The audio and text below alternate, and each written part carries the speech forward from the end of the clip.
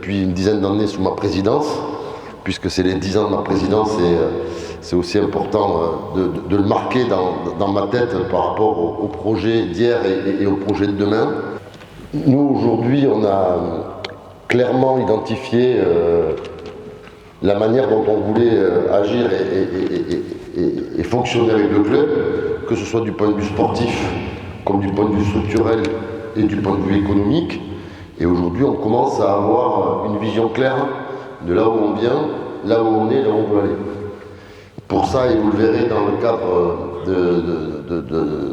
des nouveautés 2023-2024, on a effectivement une nouvelle équipe que vous présentera Daniel en partie, des nouveaux messages à faire passer avec des nouveaux joueurs qui arrivent, d'autres qui partent et d'autres qui vont continuer.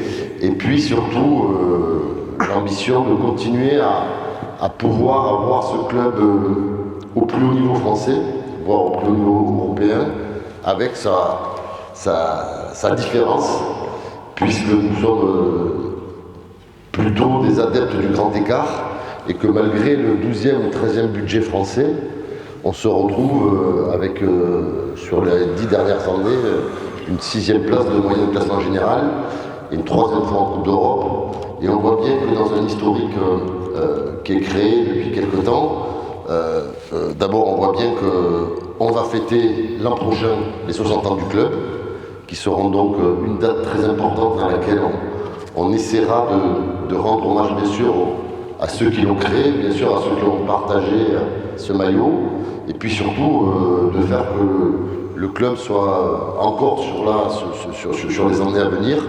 Mais moi je suis plutôt un homme de date, je suis plutôt très lucide et très humble par rapport à ce qui a été fait ou ce qui a été fait ou ce qu'il y a à faire.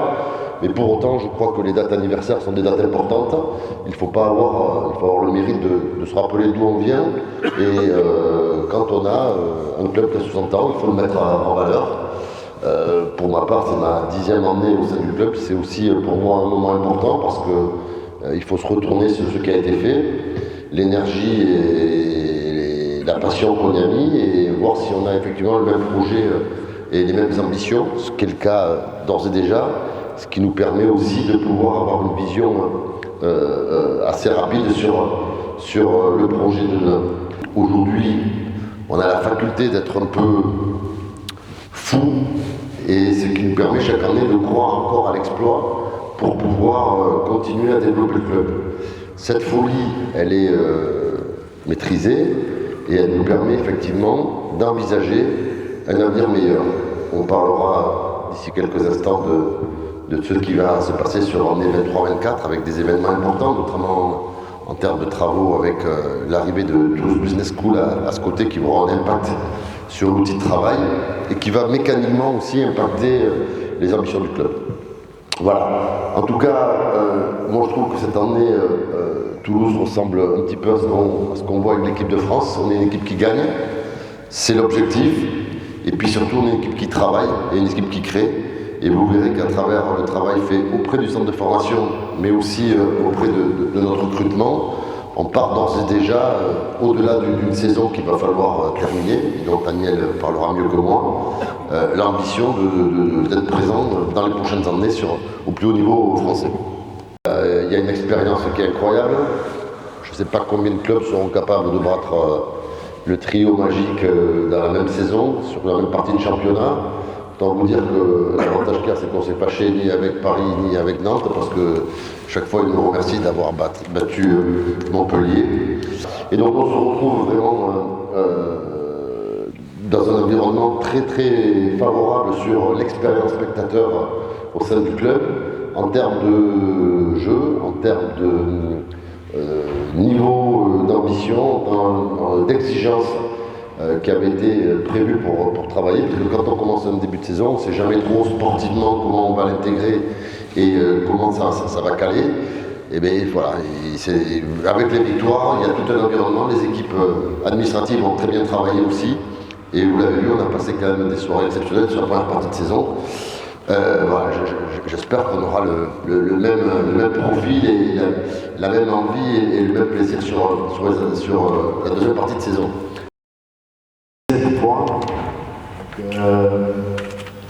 si on regarde le classement de cette partie de saison actuelle là, ça dit rien et ça peut dire quelque chose. Ça dépend de comment on va lire et voir les choses. Donc pour nous c'est important qu'on est dans le temps, on n'est pas en retard par rapport à la mission, l'objectif qu'on s'est mis au départ de la saison. Donc l'équipe a bien répondu à toutes les sollicitations qu'on a eues. On a bien performé à domicile. On a fait vraiment des grosses performances contre l'équipe qui a déjà cité. Je n'avais pas cité ces clubs-là. Tous les matchs pour nous sont importants. C'est bien qu'on a gagné les plus gros et les meilleures équipes de notre championnat. Après, il faut jouer à même niveau, il ne faut pas se remettre au niveau de l'adversaire. C'est-à-dire que sur ces parties, sur ces domaines, on doit progresser encore. Ce que je peux dire aussi, ce qui est important pour moi et pour notre équipe, c'est que cette saison, on a gagné un peu en mentalité. On a vu qu'on peut gagner contre un meilleur. Et c'est important, on a confiance, on a à chaque deuxième de saison, confiance qu'on a. Là, c'est le travail et sérénité de joueurs, parce qu'ils ont des qualités de continuer et répondre à cet objectif et on essaie de l'amener le plus possible. Le centre de formation, on est plutôt très contents, satisfaits tous cette année, parce qu'on a réussi, ce qui n'était pas le cas sur ces dernières années, à redonner un petit peu de vie à ce centre de formation et à surtout, ce qui est le but principal d'un centre de formation, c'est de sortir des joueurs et de les voir évoluer dans le palais des sports plein comme ça, de voir évoluer des jeunes joueurs qui sont issus du club, qui ont été formés, sur qui on a mis beaucoup de temps, d'énergie, de moyens. C'est une fierté pour nous parce que, comme je l'ai dit, ça faisait un petit moment que c'était un petit peu plus difficile et là on sent qu'il y a un nouveau souffle qui est en train d'arriver et ces 3 nouveaux joueurs qui nous ont rejoints cette année, ça donne beaucoup de crédibilité à notre centre de formation et on en est ravis. Donc on travaille dans ce sens. Romain a pris le relais et il parlera un petit peu plus du futur du centre de formation. Mais en tout cas, avec Daniel et tout le staff, nous on est vraiment contents de voir arriver ces jeunes joueurs qui prennent de plus en plus de responsabilités et à qui on va donner de plus en plus de responsabilités parce qu'ils sont performants et c'est tout le sens de l'histoire du centre de formation. Voilà. Je prends la suite vite fait pour parler de cette année. L'année dernière, on a fini, voilà, on était deuxième ex-aequo au niveau du championnat, avec un effectif finalement où Théo et Mathieu étaient déjà complètement intégrés au niveau des pros, et on a beaucoup évolué avec les 2003, les plus jeunes, qui, pour le coup, cette année, ont commencé tout de suite un peu avec les pros pendant la préparation. Donc, Mathieu Vent, Idriss Fernès, Quentin Didlot, voilà. Donc, évidemment, le week-end, quand on est un peu des joueurs en moins, les résultats descendent aussi à partir du moment où on retire quelques joueurs, c'est un peu compliqué. Donc, le classement de la Nationale 1, pour moi, il n'est pas forcément. C'est pas l'objectif glorieux. L'objectif, pour moi, le sens, c'est d'avoir 2 types de joueurs. Les premiers, c'est ceux qui vont pouvoir tout de suite prendre le relais. Les types qui sont un peu plus jeunes et qui vont permettre à Daniel et à Rémi, en cas de blessure, de certains vieux, de pouvoir assurer à l'entraînement un niveau de jeu qui soit intéressant. Et ces joueurs-là, ils doivent profiter de ces moments-là pour pouvoir se montrer. Donc le fait qu'on soit très liés tous les 3 et qu'on fonctionne de la même manière, ça amène, je pense, dans cette nouvelle structure où ce que Rémi a mis en place aussi, moi j'arrive, à quelque chose de logique. On a la chance d'avoir eu Mathieu qui passe aussi par les sélections France, ou aujourd'hui Ali, un profil qui a aussi accédé à l'équipe U19. Donc on est aussi acteur du renouvellement de l'élite du handball français. Voilà.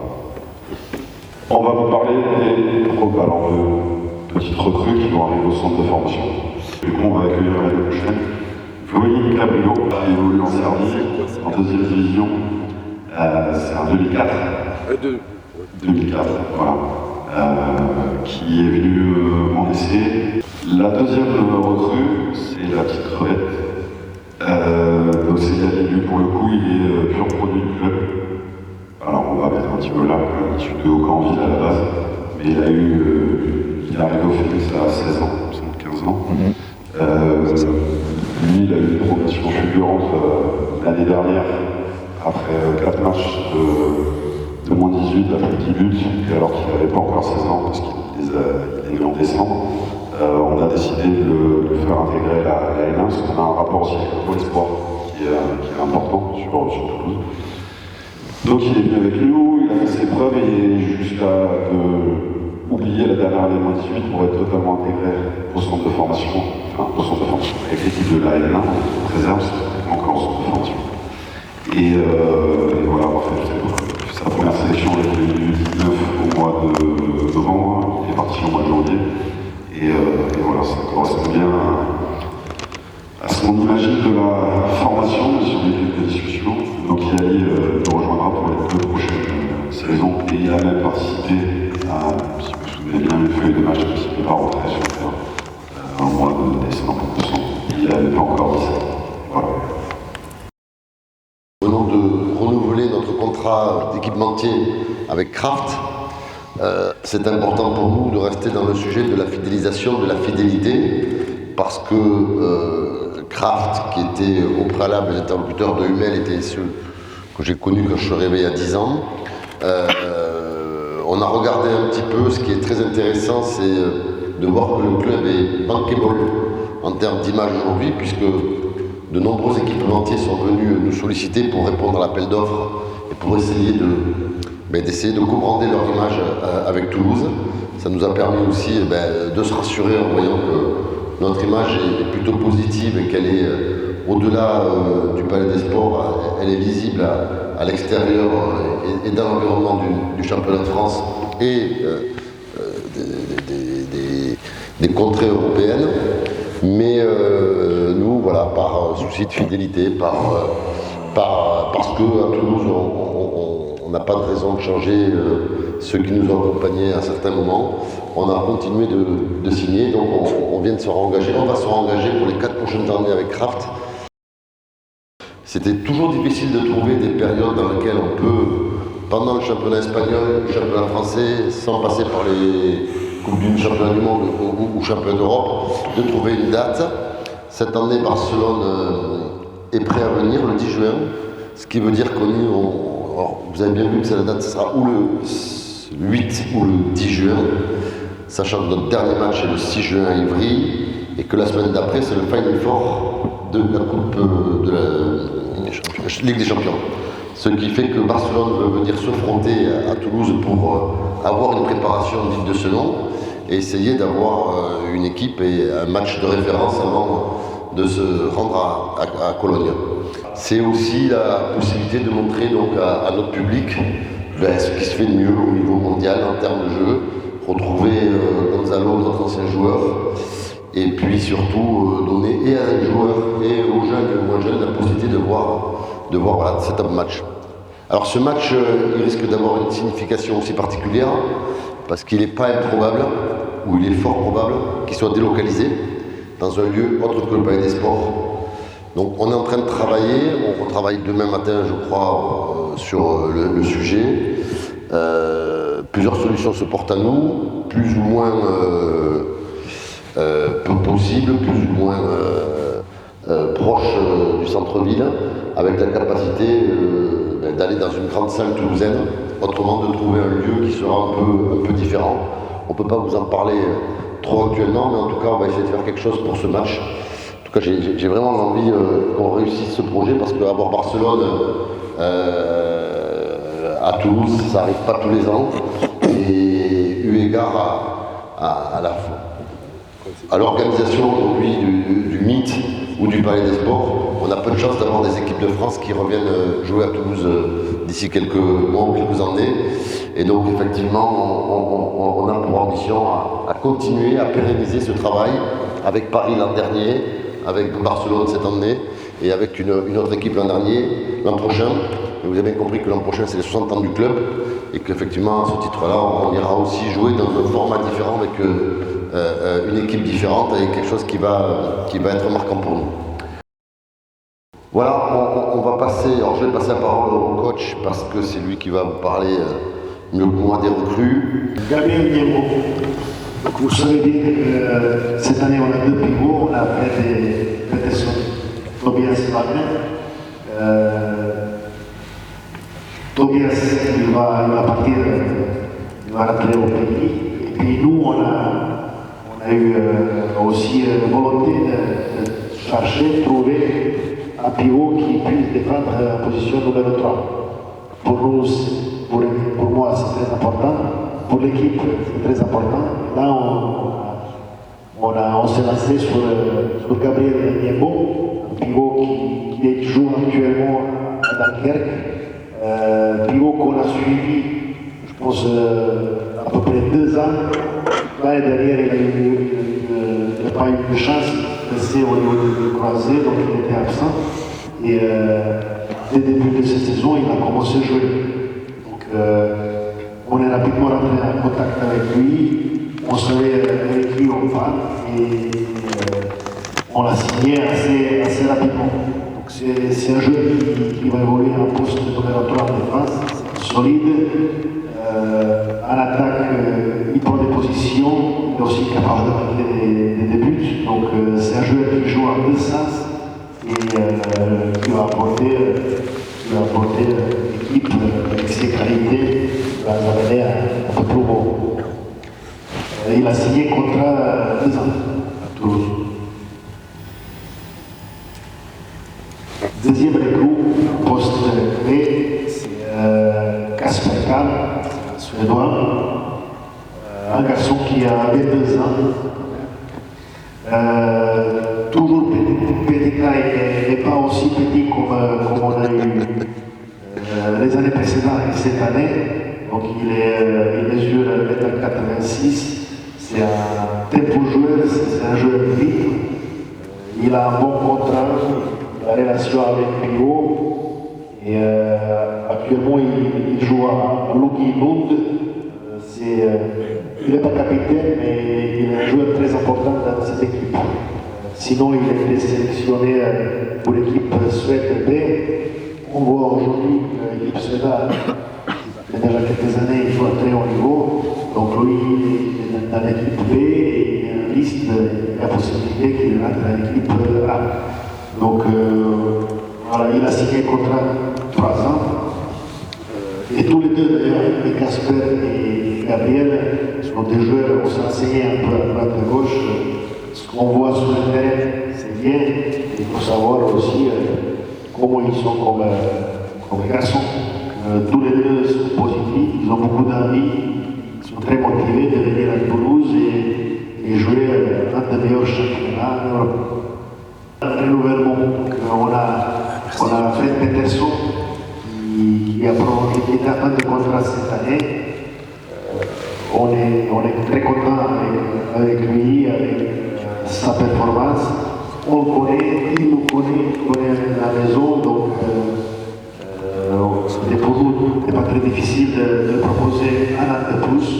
Donc, il a accepté, il va rester à Toulouse encore un an. Deuxième qui a prolongé, c'est Erwin Futschmann. Il était aussi en fin de contrat, mais Erwin, c'est un joueur qui joue avec beaucoup d'énergie, avec beaucoup d'enthousiasme. Il peut évoluer sur 3 postes arrière, et même je pense ailleurs, au pivot peut-être, mais il a beaucoup de qualités atypiques. Et ça nous convient très bien pour notre jeu et pour notre équipe. Aussi un joueur avec beaucoup d'ambition. Et pour l'info, jusqu'à hier, il est le meilleur buteur de championnat, de mondial. Et on a Révollement, on a aussi sur poste arrière droite. On a Romain Giraudot, c'est un joueur qui était chez nous, cette formation. L'année dernière, on a signé pro et on l'a prêté à Frontignan. Donc pour l'année prochaine, il va revenir à Toulouse. Il va être avec nous, évoluer, essayer de progresser, de nous apporter ses qualités. Combien de temps là, Fleischmann et Fleischmann il a signé 2 ans, Peterson il a signé 1 an, Niembo 2, Casper 3 et Giordo et Gigi il a l'année prochaine. On a encore la prolongation d'Edouard 4. Donc c'est. Edouard, ça fait 3 ans qu'il est là. Le jeu peut progresser encore un plus, mais il est à fond avec notre projet de Phoenix. Il a aussi joué important dans le vestiaire. Donc on était ravis de continuer l'aventure avec Edouard. Les histoires sont belles quand il y a des histoires. Donc ça serait, on aura le temps de fêter le départ de Picou. Moi, je vais surtout fêter son arrivée à Istres samedi prochain pour sa reprise après sa blessure lors de l'avant-dernier match de championnat. Je vais laisser la parole à Picou parce que c'est important qu'il parle avec vous. Pierrick était en fin de contrat aussi, ça fait quelques années qu'il est en fin de contrat et qu'on repart sur un schéma. On a décidé de faire autre chose, c'est là. Et voilà, donc on en restera là. Je laisse le micro pour pouvoir faire ses annonces et parler de sa trajectoire, parce qu'on parle souvent de trajectoire de club, on parle des trajectoires de vie, il y a aussi des trajectoires de carrière. Picou en a commencé une, il va essayer de finaliser l'autre. Je lui laisse l'opportunité de vous en parler. Merci. Pour venir, santé, bonheur, tout ce qu'on souhaite aujourd'hui. Bon, vous l'avez compris, je ne fais pas partie du plan des coachs. Ils ont choisi autre chose, donc sérieusement, voilà. Et j'ai été convié à la conférence de presse tout simplement pour annoncer qu'à la fin de cette saison, j'arrêterai ma carrière, officiellement cette fois-ci, et pour me lancer pleinement dans mon projet de reconversion au club, donc que j'ai commencé il y a 2 ans. Alors je ne vais pas partir sur un discours de remerciement, d'adieu, parce qu'on gardera ça pour le mois de juin et la fin de saison. Moi j'ai juste là envie de dire merci à Philippe et au club pour l'opportunité que j'ai sur la deuxième partie de ma vie. Merci au staff, donc aux coachs qui sont là, d'avoir accepté, d'avoir eu cette bienveillance par rapport à la mise en place de ce projet. Et merci aussi aux équipes administratives, il y a une partie qui sont ici présentes de l'accueil que j'ai eu et début de collaboration, parce que c'est un peu particulier pour moi comme pour l'ensemble des salariés. J'espère que j'arriverai à apporter mon expérience sportive sur mon futur métier. Et en tout cas, ce que j'ai envie maintenant, c'est surtout de profiter des 5 derniers mois qui nous restent. Les discours de la conférence montrent qu'on est arrivé à produire quelque chose qui est vraiment de qualité, et c'est dû à pas une seule personne, c'est vraiment un ensemble, que ce soit les dirigeants, le staff et les joueurs. Et cette équipe que vous voyez à la fin, elle a envie d'aller chercher des choses qui sont soi-disant inaccessibles. Et quand on voit les résultats à domicile, moi ce qui me gêne, c'est d'avoir perdu un match. Le match de Chambéry me gonfle parce qu'on est arrivé à faire des choses incroyables, et il faut faire encore plus. Et cette deuxième partie de saison est intéressante parce qu'on va être attendu partout. Et donc moi, comme il me reste une dizaine de matchs, j'ai envie de les croquer à fond, de profiter du vestiaire qui est incroyable, et de profiter de ces derniers moments. Voilà.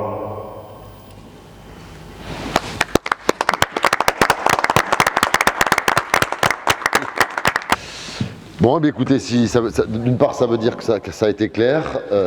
N'hésitez pas, bien sûr, nous sommes là à disposition. Mathilde est là pour tous les sujets relations presse. Encore une fois, merci à vous toutes et vous tous d'être venus. Encore une fois, meilleurs vœux, puisqu'on a jusqu'au 31 janvier pour se les souhaiter. Et puis, surtout, souhaitons-nous collectivement d'attaquer dès samedi une bonne fin de saison qui va être encore longue. On n'est qu'à la moitié. Et j'espère que vous avez pu noter l'ambition du club, passée, présente et à venir, avec à la fois le renouvellement et la continuité. C'est ça aussi Toulouse, c'est dans cet environnement où les gens viennent, reviennent, repartent, ils restent. Et vous commencez à avoir une petite idée quand même d'un staff qui m'entoure. Il a quand même une drôle de culture toulousaine, j'en suis pas peu fier. Et je suis ravi d'avoir tous ces jeunes à mes côtés.